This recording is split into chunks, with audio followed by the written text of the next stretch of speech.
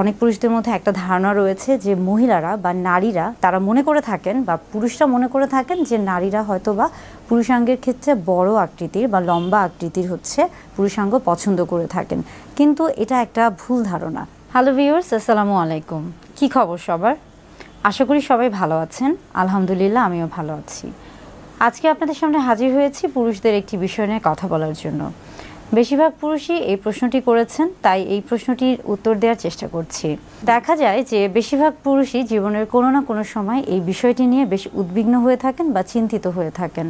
অনেকে হয়তো বা চিন্তিত হন না, কিন্তু তারপরও তার মনের মধ্যে এই বিষয়টি নিয়ে কিছুটা প্রশ্ন জেগে ওঠে, এবং সেটি হচ্ছে যে পুরুষাঙ্গের আকার অর্থাৎ পেনিসের সাইজ এটি কি গুরুত্বপূর্ণ?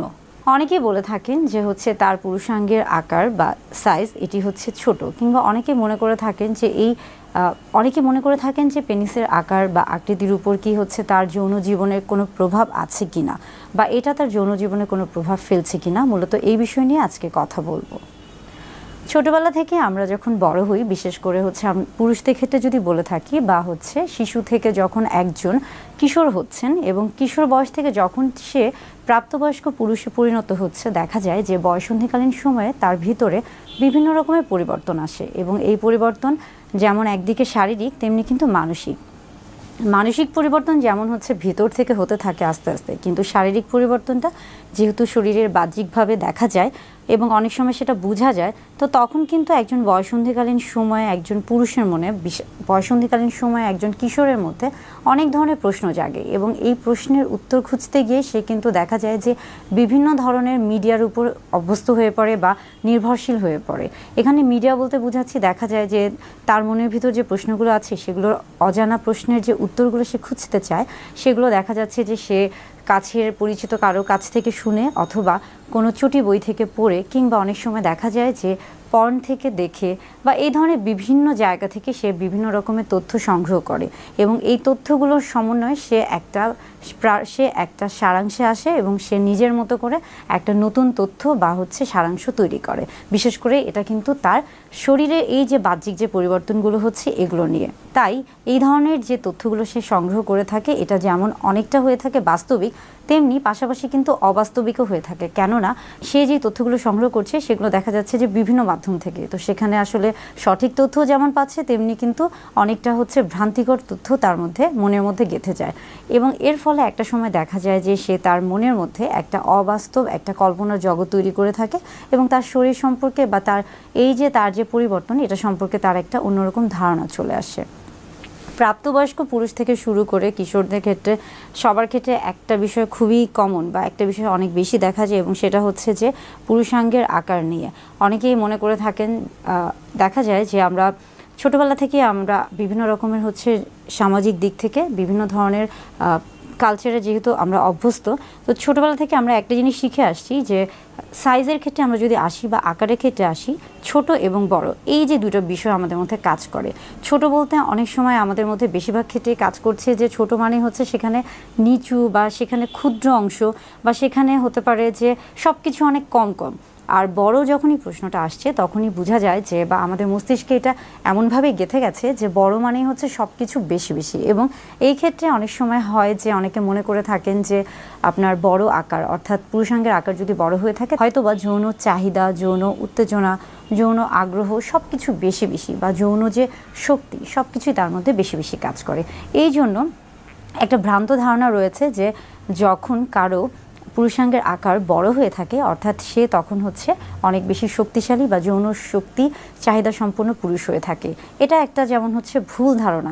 অনেক পুরুষদের মধ্যে দেখা যায় যে একটা ধারণা রয়েছে যে মহিলারা বা নারীরা তারা মনে করে থাকেন, বা পুরুষরা মনে করে থাকেন যে নারীরা হয়তো বা পুরুষাঙ্গের ক্ষেত্রে বড় আকৃতির বা লম্বা আকৃতির হচ্ছে পুরুষাঙ্গ পছন্দ করে থাকেন, কিন্তু এটা একটা ভুল ধারণা। বিশেষ করে মহিলাদের ক্ষেত্রে যখনই আমরা দেখছি, বা মহিলাদের ক্ষেত্রে যখনই আসছি, আসলে মহিলারা সবসময় চায় যে তাদের সঙ্গী হিসেবে বা তাদের জীবন সঙ্গী হিসেবে এমন একজন মানুষকে বেছে নিতে, বা এমন একজন পুরুষ সঙ্গীকে বেছে নিতে যার হচ্ছে শরীরের আকার আকৃতিটা খুব বেশি আসলে এখানে নির্ভর হচ্ছে না, বা খুব বেশি হচ্ছে প্রয়োজন পড়ছে না, বরং মহিলারা সবসময় বা নারীদের কাছে সবসময় কিন্তু তার মনের যে দিকটা এটা হচ্ছে সবচেয়ে বেশি গুরুত্বপূর্ণ। তারা সবসময় চায় যে একজন ভালো মানুষ যেন তার জীবনসঙ্গী হতে পারে। তাই এই যে ধারণাটা যে হচ্ছে পুরুষাঙ্গের আকার খুব বড় হতে হবে এবং সেই ক্ষেত্রেই শুধুমাত্র যৌন তৃপ্তি বা যৌন সুখ পাওয়া সম্ভব, এটা একটা ভ্রান্ত ধারণা। বিশ্বব্যাপী গবেষণায় দেখা গেছে যে পুরুষাঙ্গের আকার সাধারণত বা আমরা এভারেজে বলে থাকি যে হচ্ছে ইরেক্ট অবস্থায়, অর্থাৎ যখন হচ্ছে যৌন তৃপ্তিতে বা যৌন উত্তেজনা পূর্ণ সময়ে পুরুষাঙ্গ সবচেয়ে বেশি হচ্ছে 5 ইঞ্চি পর্যন্ত লম্বা হতে পারে। অর্থাৎ 5 ইঞ্চি কিন্তু এভারেজ একটা আকার। এবং আমরা যখন আসছি যে ভ্যাজাইনা বা যোনিপথের ক্ষেত্রে, অর্থাৎ হচ্ছে স্ত্রীদের জননাঙ্গের ক্ষেত্রে বা যোনিপথের ক্ষেত্রে যখন আসছি, সেটার আকার কিন্তু 3 ইঞ্চি থেকে 5 ইঞ্চি।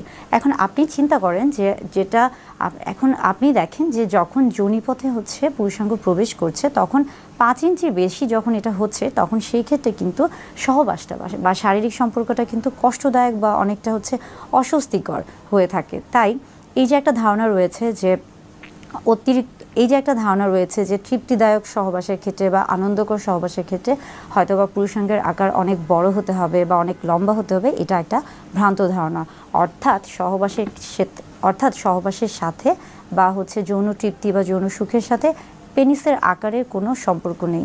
সেক্সের যে বিষয়টা রয়েছে বা আমরা বলে থাকি যে হচ্ছে সেক্স বা সহবাসের সময় বা সর্বোচ্চ যে তৃপ্তি বা অর্গাজমের ক্ষেত্রে সব কিছুই কিন্তু আসলে নির্ভর করছে একজন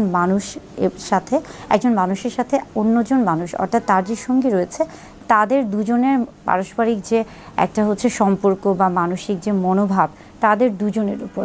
এখানে কিন্তু পেনিট্রেশনের যে বিষয়টা আছে এটা কিন্তু খুব একটা নির্ভরযোগ্য নয়।